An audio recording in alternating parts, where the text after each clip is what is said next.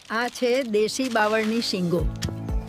આને ખાંડીને પાવડર બનાવવામાં આવે છે, જે ખૂબ જ ગુણકારી છે.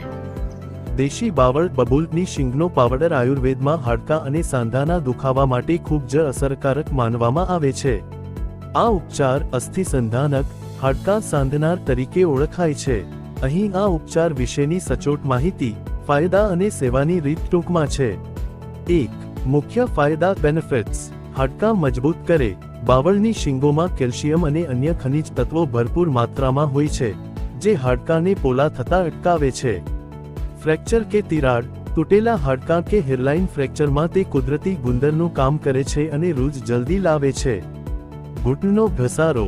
તે સાંધામાં આવેલી ગાદી કાર્ટિલેજ ને નુકસાન થતું અટકાવે છે અને સાંધામાં કુદરતી ચિકાશ, લુબ્રિકેશન જાળવી રાખવામાં મદદ કરે છે, જેથી કટકટ, અવાજ અને દુખાવો ઓછો થાય છે.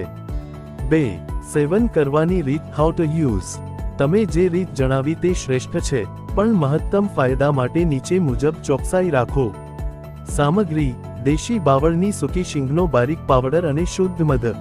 માત્રા. 1 ચમચી પાવડર આશરે 3-5 ગ્રામ. અનુપાન સાથે લેવું. 1 ચમચી મધ સાથે મિક્સ કરીને ચાટી જવું. સમય. સવારે ખાલી પેટે નાસ્તાના 30 મિનિટ પહેલા, સાંજે જમ્યાના 1 કલાક પહેલા અથવા રાત્રે સૂતી વખતે. ચાલુ રાખવાનો સમય.